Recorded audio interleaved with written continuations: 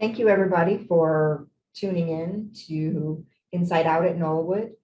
We're going to give a few minutes for some more of our guests to enter, and then we'll be starting our program. So any minute now, you'll see our welcoming slide, and once that's up, we'll soon begin.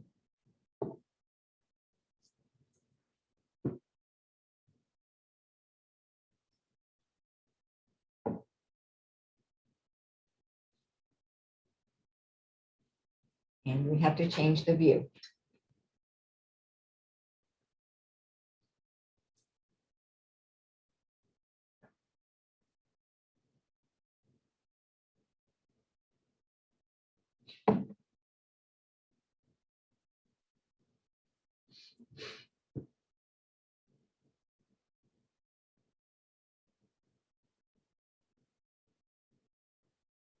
Well, thank you, everybody. I think we will get started. Welcome to this edition of Inside Out.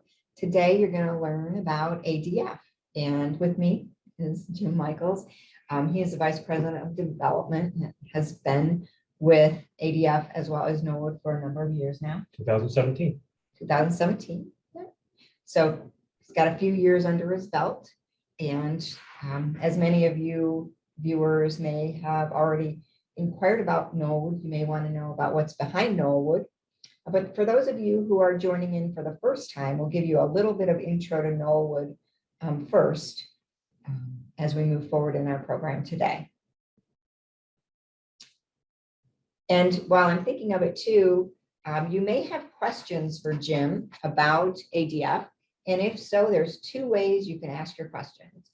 One is if you hover your mouse at the bottom of your screen, you'll see either a chat or a Q&A, and it doesn't show up unless you've moved your mouse and hovered your cursor down near the bottom of your screen. And you can key in your questions, and most of the time we'll take your questions as they come in.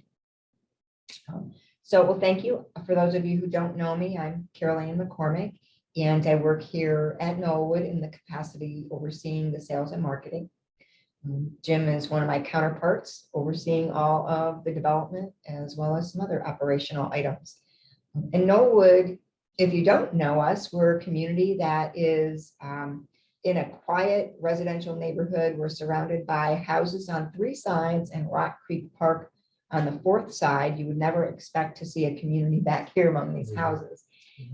And we're a nonprofit community too. So Noelwood is specifically for people 62 or better in age, and we're a life plan community. And what that means is that you come here while you're still able-bodied, physically strong. You're maybe tired of some of the chores of running a household, but you're still very capable and sharp and still can run your household here with a little bit less stress. And then because we're a life plan community, our community is mostly independent living.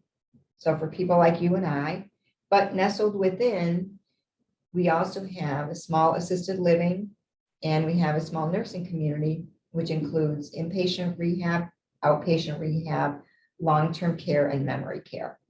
The largest neighborhood at Knollwood, though, is independent living. And what's behind Knollwood, that's where Jim comes in, because the foundation is behind Knollwood, and he's going to give you first some history on that. Next slide, please. Thanks. Good afternoon, everybody. Good to be with you here. As Caroline said, I've been with the organization since 2017. But to give you a little background, because I think there's important to talk about the nonprofit promises, particularly for a community like this. It has a long history, quite a bit of a distinguished history. It was started as a military community initially, and under the name of the Army Distaff Foundation, which we've changed to ADF because it's beyond Army at this point in terms of what we do as a nonprofit. But originally started in 1960, raising money, first residents moved in, because at that time there wasn't really a community for people that really were in need of support and a quality life. So this was a community that was built for them. The Eisenhowers were involved with it. And then over the years, a lot of distinguished people had either lived here or been a part of its shaping its future. And you kind of see a little bit of the history on that slide there, but we've certainly expanded and grown with the times. I think one of the neatest things about the history, as I looked through the original founding documents, was it was all founded by women, which was interesting. And it was all thought of in terms of quality of living, quality of life, in terms of creating a community that brought people together that had a high quality of life as they kind of went through the aging process. And so it was pretty neat in that way. And they really felt like they needed to set an example in terms of being on the forefront of healthy aging. So that's always been kind of part of our DNA, if you will. And you can see over the years, they added different components of what was done here at Noelwood, whether it be health services or assisted living, of course, special care or memory care. That was all part of the growth of the organization. At what point were men allowed to come in? 89, I believe. Okay. 89, 1989, I believe. At this point, it's an open community to most anyone in terms of either government services or military services.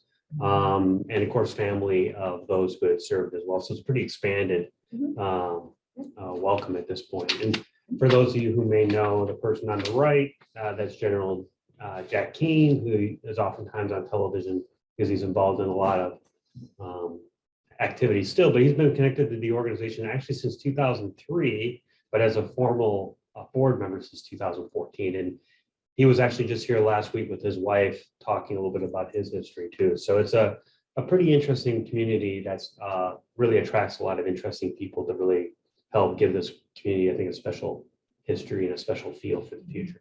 There are a lot of longtime Washingtonians who like Knollwood because they've always, maybe lived in Washington, some of them even their whole life. And some may have been in the military, some may not, some may have been in government, some may have been civilians, but it's a very welcoming community. Very welcoming and also very, I think, I don't know what the right word is. I think just well-rounded, or there's a distinguished group of folks that have lived here, people that have accomplished quite a bit with their lives, which is interesting to me. A lot of diverse backgrounds.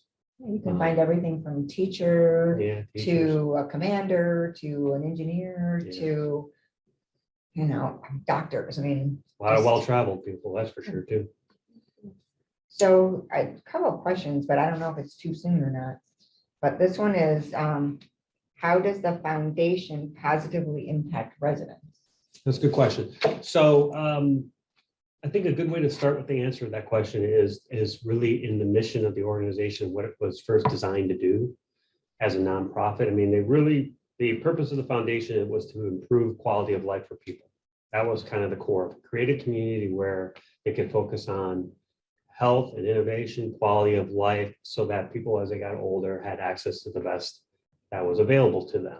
And so the role of the foundation today is really to kind of, and we'll talk more in some of the later slides here about specifically that, but really is to help keep an eye on the future of aging. And there's a lot of changes, technology is obviously impacting the way our life is lived. And a lot of that does come back into a community like this. So we'll talk more about some of the other slides, but it's really about making sure quality of life here is really the best it can be. Okay. Right. So then we probably can go forward past the history. Oh, you mentioned this earlier. Yeah. So those are on the left side, you can read it. That's the mission, vision, and then there's core values for the organization, which came from the beginning and still remain with us today. But the core values being community, accountability, respect, and excellence. So that's the care. And of course, the mission and vision, mission being provide a compassionate community for older adults. So that's really core. And then vision is obviously being focused on the future a little bit. And then on the right side, you just kind of see some core kind of ideas. But we do focus a lot, the foundation does focus a lot on health innovation that we can incorporate into the community. Slide, please. So Noelwood, for the foundation, we do to help kind of secure the promise and the future of the Noelwood community. We have really kind of three areas in which we focus our efforts. One is in maintaining the facility, so building in community funds. Second level of support area is really innovation for health and wellness funds. So we do secure support for that. We have a lot of corporate partners, and you saw it earlier on our board of directors with General Jack Keane and people of his caliber. There's obviously a lot of corporate interest in the organization. So innovation for health and wellness is some areas that we look to fundraise for. And of course, financial assistance. That was the initial founding purpose, was to make sure that people that didn't have assistance could have a place to live and have their care and needs met. That was the original core founding. We still have about 12 to 15 people on average annually that do require some financial support. So that's what we've maintained that legacy of philanthropy for them. I think these questions both kind of pertain to this slide. Sure. The first question is, what kind of plans does the foundation have in the works to improve Noelwood? A couple different things. One is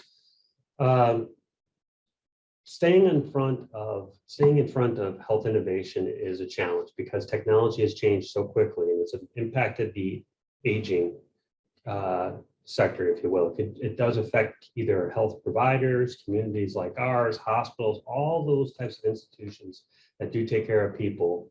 Obviously, it's important to stay at the forefront. So a community like ours, it's important that we are thinking to the future as well. And in some later slides, we do have some strategic relationships. So the foundation has a lot of strategic relationships that it manages on behalf of the residents that live here in Noelwood. And AARP is one of them. And you'll see a slide a little bit later that talks about that. But it's really trying to stay in the forefront of aging and aging tech to make sure that we're bringing the best of the community here. And this one, I think you kind of touched on it. Can the ADF help residents financially? Yes, so we do have a financial assistance fund. And so for people that qualify, we do take care of their material needs. And so that's the core of our mission. That remains the core of our mission, will always be the core of our mission, to take care of people in financial hardship. And what happens when people do come to live at Knollwood? They do go, we do have a financial review of everybody before they come here. So we want to look at the likelihood that it's likely someone will have enough funds to last their life expectancy, but sometimes things happen to people and you don't know if it'll be you or me. And the foundation is, a lifesaver for people who, do have that, financial trouble through no fault of their own. Right, we do get support for our financial assistance fund through a number of different areas. One is grants. There's a number of family foundations that make contributions to the fund that are in this area that support residents that live here. And then we have a relationship with the Army Emergency Relief Foundation, and they provide some special assistance for residents that qualify for that. And also the Navy Marine Corps Relief Society also provides some funding to that fund as well for people. So there's a couple important relationships that we secure funds for. Those are great questions. So this slide is well covered? Yeah, I think so. Then we'll look at and see what's coming up. So for people that live in the community here, we do think it's important to have a lot of different activities or things that they can be involved in. So we do feel like we have some great events and we have some special societies. Because this is a community that was founded by individuals who wanted to have a better life for themselves and others. We established some societies, but we have an annual meeting of residents and supporters. So that's one area in which there's an annual event. We have an ADF annual gala and Eisenhower Awards dinner. This will be our 25th year for that. That'll be in December, and we'll actually recognize some pretty distinguished people each year we do it. We didn't do it last year because of COVID, obviously, but this year we'll have Dr. Deborah Burks with us and a representative from LabCorp. LabCorp was important to us because very much during COVID. During COVID, it was very important, right? Because of all the testing that was needed, and we did a lot of that here. The General Maxwell and Lydia Taylor Society. Lydia was the really the main driver of creating Noelwood, raising the money to build this community. And then we have a camaraderie classic. A lot of corporate partners are involved in our organizations, which helps from a fundraising perspective. We can go to our corporate partners to help kind of achieve some of the goals that we have. And they participate in the golf as well as the Eisenhower Awards. We have a lot of family members that participate in these events as well. So we do have a golf tournament. The golf tournament we do actually in partnership with another nonprofit. So homes for our troops. But if a viewer wanted to participate in next year's golf They outing, sure could. they could contact you through the They sure- ADF.org, through the foundation Yeah, website, or call Noelwood and ask for Jim. yeah, that's right. So yeah, certainly, these things are open to the public, so for people that want to participate, they certainly can. And then we do have a Rosamond Davis Legacy Society, so we do residents that want to kind of pay it forward, if you will, and we do have a number of residents that do that to make sure that community is available to people after them. What Really? about a non-resident? Non-residents certainly can do it too. I mean, generally speaking, it comes from family members. I would think, yeah. Comes from family, comes from people who live here, but also comes from family members too. We've had some family members that want to remember their parents in some particular way, and they participate in either these societies or events. And actually, people can connect to any of, if somebody was watching and wanted to donate, they could go to adf.org and find Right. a way. So some of the questions that were, a couple of questions that were asked a minute ago that kind of apply here as well. But one of the roles that ADF has in terms of Noelwood, in terms of day-to-day living in Noelwood for people that live here, is really working with strategic partners and making sure that we're informed about what's best in terms of aging services and community living. So these are some partners. The main one that is the most dynamic and most active is the AARP relationship. They have an innovation lab, and what AARP Innovation Lab does is it looks to identify companies that are, really serving the age 50+ community. And the 50+ community is having access to more and more opportunities for innovative programming. Just more and more things can be done through apps, virtually, and just new technologies are coming out. So it's very difficult to stay on top of these things, but with a partner like AARP Innovation Labs, you're able to really be at the forefront because they serve as a bit of a convener. They call themselves a convener. Okay. They gather these types of companies that are looking to help people. So it's a great partnership for us. We're listed on their tech community website as a partner.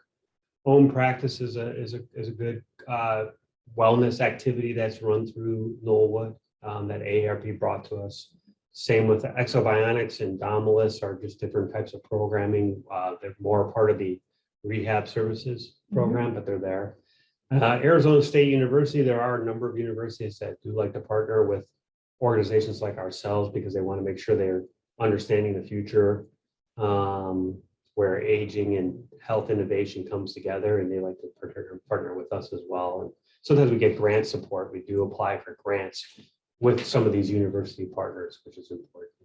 Now, with the own practice, I know that for the ordinary citizen or whatever, it's a paid membership. Yeah. But I believe through Norwood, anyone watching could contact like myself or Sarah or you and could actually get an own practice membership. Do you know how long it's going on for us? now? Well, we've had own practice for over about a year now. And so we'll be continuing it into next year as well. It's also been an employee program too. Okay. So yeah, they can contact us. Okay, yeah, so if anyone, because we can give the viewers access to own practice without any added cost. Yeah, own practice is interesting because it's a, kind of a yoga and wellness class program, but it's done virtually. And so the people that are participating in it now, it's a combination of residents, their family members. So they're adult children, Our waiting list members. waiting list members, and employees. So you have a group of different people and you can A participate. couple of my friends have even done it. Yeah, joined it. It's interesting. So it's a great program, and actually the own practices have been very successful. I think they work with the VA at this point as well. So. And there are a lot of classes, and they're not all yoga. A lot of them are, but there are very many different levels. So if you're an advanced yoga person or want a tough yoga workout, but if you're someone who's never done yoga and want to go with the basics, or maybe you're in between, or you want meditative yoga, or you want they have so many different classes, and the instructor is live. Which is nice. And can even see you and let you know if you're doing something incorrectly. Yeah, it's great. And it's also nice for people that may not want to be part of a group to do such activities. That's good. But that came to us through AARP. But the other thing about that AARP, there's like other companies that are providing different, there's a company that we're talking to now called Mighty Health. And that's similar to own practice, but it also comes with nutrition planning and other types of activities. That's neat. It's an app. And then there's also another company called Beyonder, which is a virtual travel program. Oh, that sounds fun. So you can go with a live I tourist, see tour what you guide, mean. and you can go to Venice. You don't have to get on the plane, Yeah. but you can be with a tour guide in Venice and they do the tour for you Oh, wow. virtually. History. Pretty neat for those. So these are coming to us through ARP, and these are just things we can bring directly to the community, which is Mhm. nice. So more to follow on all these exciting. Okay, so we got a Opportunities. couple more questions. Yeah. This one is, how has COVID impacted the foundation in its mission and accomplishing its goals?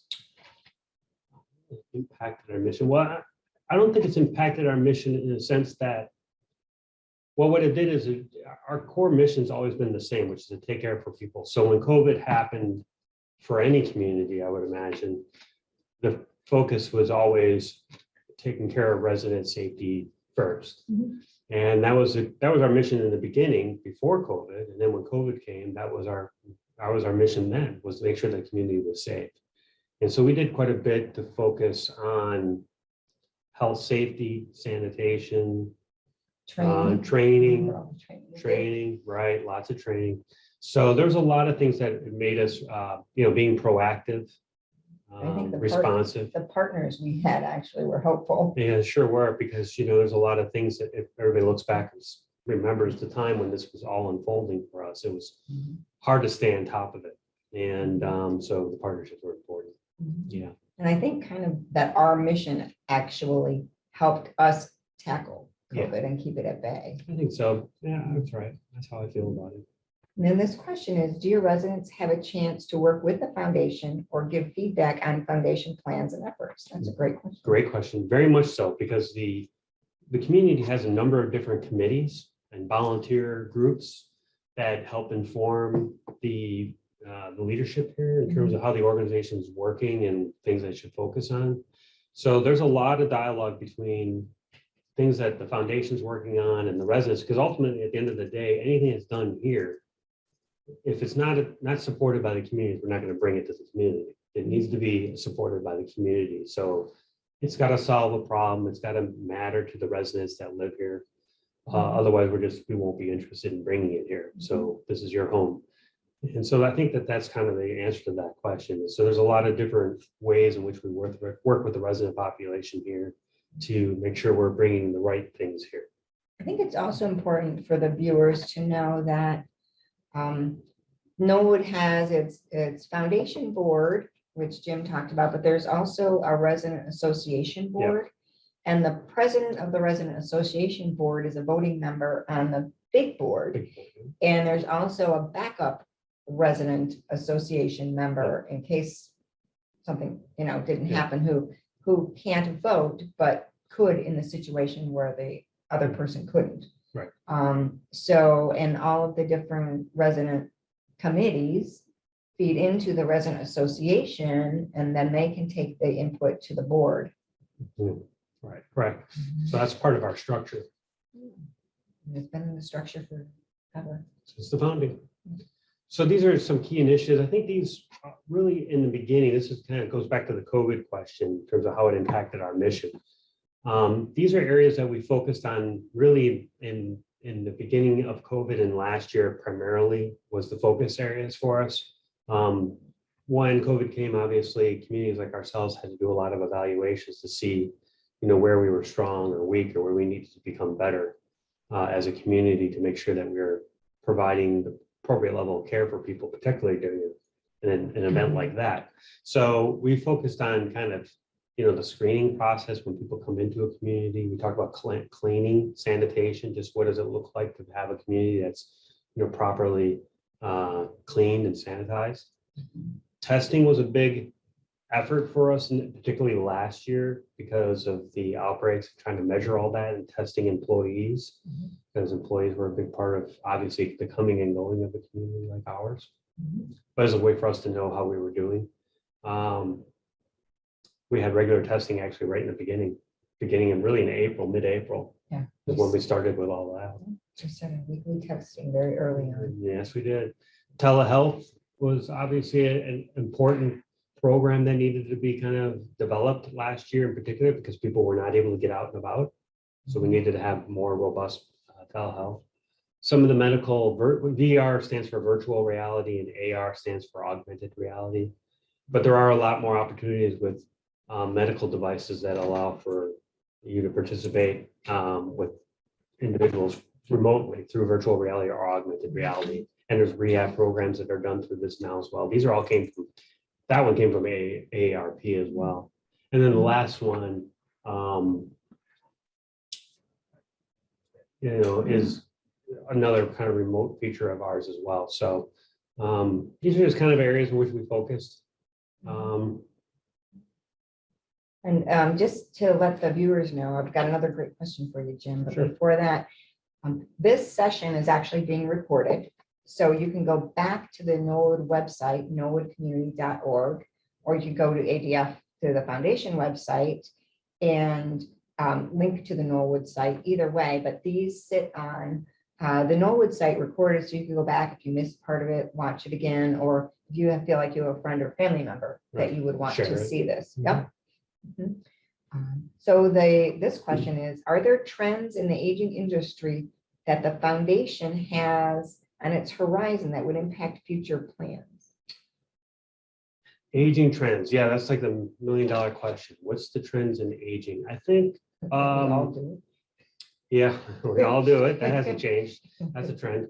There's a couple different ways to kind of talk about this topic. I mean, one is, and this maybe applies more to rural communities. So I'll answer it this way, although it's not as applicable to us.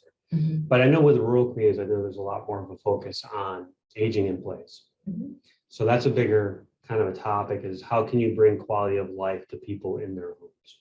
So that's certainly one thing here, and that really is applying to us as well too, because we do want to make sure we're increasing the quality of care for people as they live inside the community. But it's easier when you're It's in a easy- community like this. It's easier to do it when you're in a community. That's Yeah. kind of the advantages we have to do it in a community like ours because of our access to the care professionals that we have. Mhm.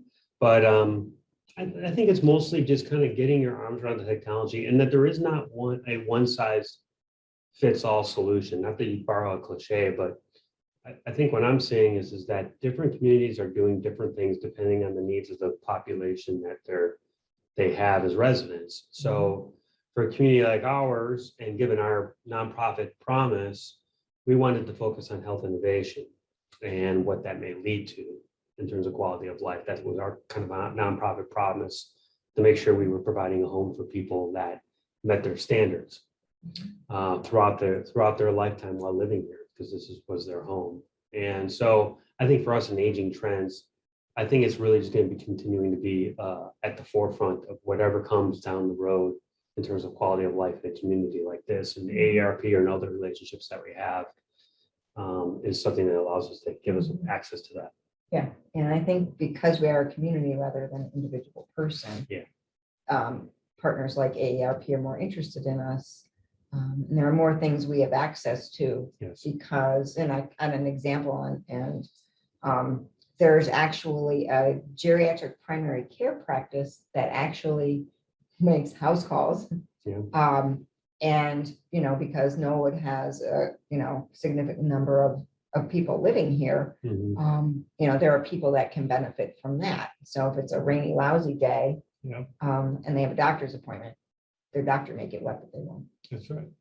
That's right. But it's also the technology piece, meaning like, so for example, like we have a skilled nursing section and we use it for rehab services for independent living residents too. And so a couple programs that are down there, which are not offered in many communities, and I think is the exoskeleton, which is really kind of a rehab program for people, particularly if they had a kind of a fall or something like that. That's a great program. That's something you can't really get access to unless you're at the National Rehab Hospital. And then the Finest Integrated Therapy Systems, which is BITS, BITS, which is BITS for short.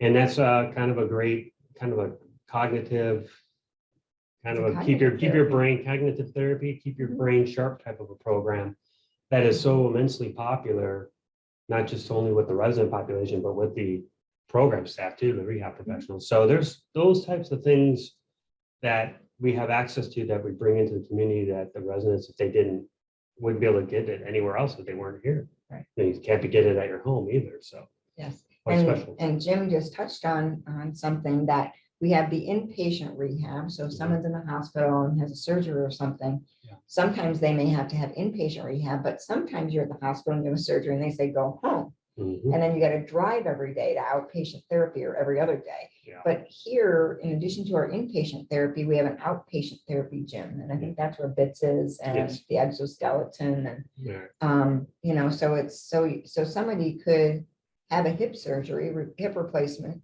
Yeah. come back to their apartment, not have to have inpatient rehab. And this just happened here a couple weeks ago. You know, where they're still capable, they don't need the inpatient that intense, but they still need daily physical or occupational therapy Right. until their hip is well mended and can just actually literally walk down a corridor and Yeah, there into you an go. elevator and be at the rehab gym. Yeah, that's a big advantage. I mean, you know, we never know how life is gonna lead us sometimes, so it's nice to have these types of things there for kind of those types of days, and then when that future, if it were to happen, you're prepared, you know? And these, those services weren't here at the very beginning, but they were No. added over time by the foundation. Right. So that's kind of what turned Knollwood well, Knollwood wasn't even called Knollwood back then, Yeah, but, you know, turned it into the Knollwood community from the foundation. that's correct. So this is just the last slide, just to thank you from General Keene. He's very active, very committed to this nonprofit. I've been working with nonprofits for over 20 years. I've rarely I've seen a board member as committed to the future of this community as he is. And which speaks a lot because you know, He's here frequently. he's here as frequently. As are the other board members. Yeah, he is. He's here pretty frequently. That's right. He was just here last week because there was an activity that's run by residents and they asked him to come and he came and spoke, and he likes to come here and speak often. So it's good. So this is just kind of some parting words from him about the future here and how important it is to him. And we're going to give you one last chance, if you have any questions, to key them in now. And but if you don't, so key in your questions. But we wanted to give you a way to kind of remind you that you can visit Noelwood by going to noelwoodcommunity.org or armydistaff.org. And don't just pop in person here, though, because we often we do by appointment only, and even more so since COVID, of course. But you can visit our websites. You can request information through our websites. Our phone number, of course, is on the website if you need to call us. But we try to keep the website up to date with new information. We do give tours of Noelwood that are in person and they're no pressure. And we typically do these webinars on a monthly basis. Next month is kind of the what we did today with the foundation kind of kicks off a year of webinars. So now you know the history. And then next month is the introduction to Noelwood itself. And then the webinars continue on with different topics until we'll end up through the topics and back with the foundation again. And you can see past webinars recorded on the Noelwood site as well. Right. So we hope to see you on October 12th. And if you think of a question after this program has ended, go to our website and you can email us and we'll get your question back to you. Yeah, both websites are there and they're connected to one another, so you can reach us both.